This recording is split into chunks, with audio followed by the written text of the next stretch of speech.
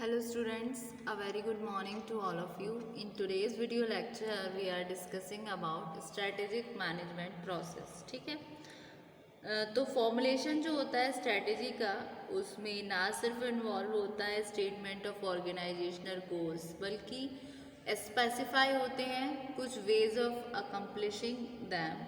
तो जो broad step होते हैं स्ट्रेटेजिक प्लानिंग में, उसको हम डिस्क्राइब करेंगे इस डायग्राम के थ्रू। ठीक है, in your subject that is human resource management. ठीक है, तो स्टेप बाय स्टेप हम डिस्कस करेंगे। सबसे पहला स्टेप है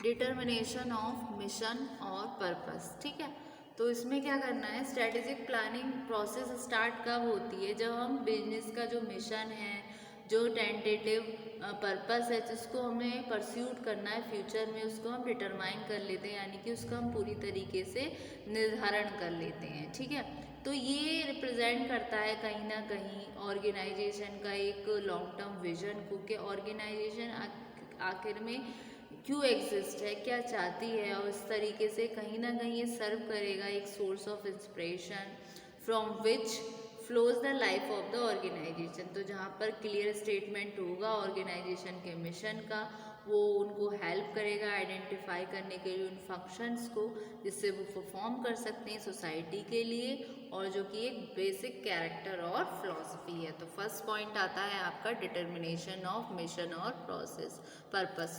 तो डिटर्मिनेशन ऑफ मिशन और पर्पस, तो it serves a clear statement of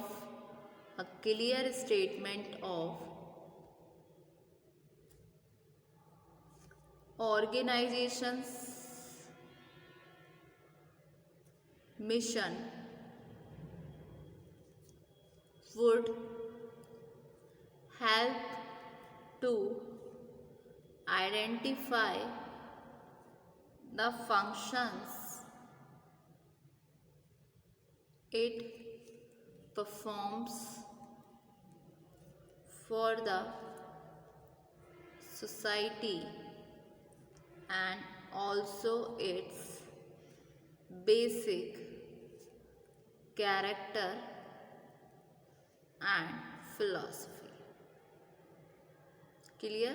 फिर नेक्स्ट आपका स्टेप आता है environmental scanning, opportunities and threat. इसमें क्या कर रहे हैं, हम एक तरीके से इन्वायरमेंटल का एनालिसिस कर रहे हैं जिससे कि मैनेजमेंट डेवलप कर सकता है एक ETOPO, यानी कि ETOPO यानी कि environmental threat and opportunity profile, जिससे कि असेस कर सकते हैं हम various impact various environmental forces का फर्म के ऊपर। ठीक है, तो सेकंड स्टेप आता है आपका environmental scanning. Environmental scanning,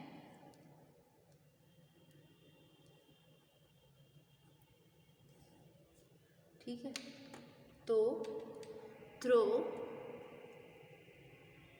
environmental scanning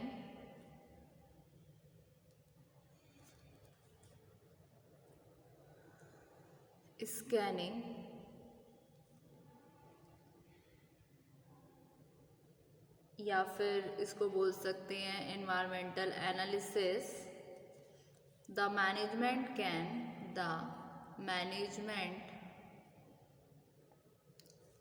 can develop an ETOP, यानी कि environmental threat and opportunity profile which will assess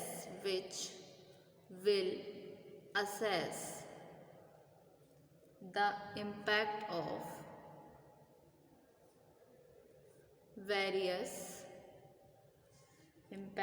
various environmental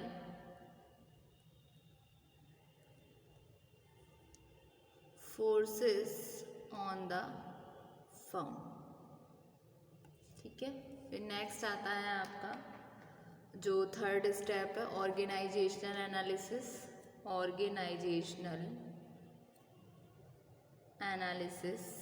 इससे क्या कर रहे हैं हम, इससे हम एनालाइज करते हैं अपनी ऑर्गेनाइजेशन के स्ट्रेंथ का, अपने वीकनेसेस का, जो कि एसेंशियल होता है, जिससे हमें अपना करेक्ट डोमेन पता चलता है फर्म का, जिसमें हमें पता चलता है कि हमारी रेंज ऑफ प्रोडक्ट सर्विसेज है जो प्रोवाइड कर रही है कंपनी, क्या हमारा जोग्राफिकल कवरेज है फर्म का, क्या हमारे डिफरेंशियल एडवांटेजेस हैं, यानी कि जो स्पेशल कम्पिटिटिव स्ट्रेंथ है फर्म की, वो किस तरीके से स्ट्रेसेस है, such as fuel efficiency of its car over the cars of the competitors. ठीक है, तो ऑर्गेनाइजेशन एनालिसिस में क्या है, in order to analyse organisational strength and weaknesses, it is essential to know the current domain of the firm, जिसमें आपका क्या होता है, रेंज ऑफ प्रोडक्ट्स और सर्विसेज, जोग्राफिकल कवरेज और फर्म के डिफरेंशियल एडवांटेजेस क्या आते हैं आपके, द रेंज ऑफ प्रोडक्ट और services provided by the firm. दूसरी कैटेगरी आ जाती है इसमें जोग्राफिकल कवरेज। नेक्स्ट आ जाता है आपका फर्म्स डिफरेंशियल एडवांटेज। ठीक है, थर्ड पॉइंट भी आपका क्लियर, थर्ड स्टेप। फिर फोर्थ स्टेप आता है developing strategic alternatives. Fourth step क्या आता है, डेवलपिंग स्ट्रैटेजिक ऑल्टरनेटिव्स, जिसमें इन्वॉल्व रहते हैं आपके सॉट एनालिसिस। क्या इन्वॉल्व रहते हैं, दिस इन्वॉल्व सॉट एनालिसिस। ठीक है, तो strategic alternatives may be developed and analyzed in the light of organizations' strength and weaknesses and the opportunities and threats it faces. This involves SWOT analysis। क्या क्या आते हैं SWOT analysis में आपके, S stand for strength, W stands for weakness, O stands for opportunities, T stands for threats. ठीक है, फिर next step आता है आपका जो कि है fifth step, evaluation of strategic alternatives. ठीक है,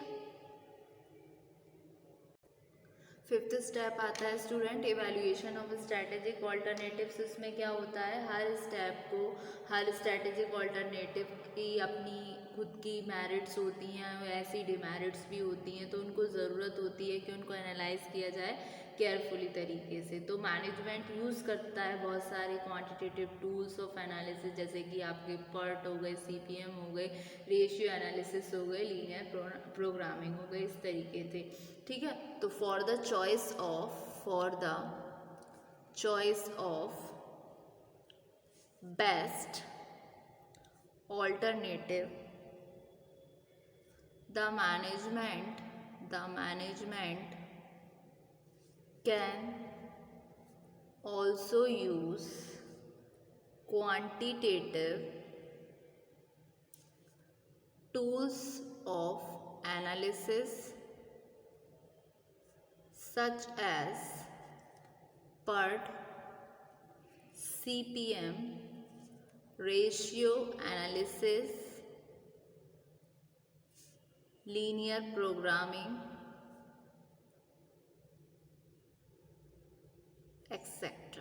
ठीक है।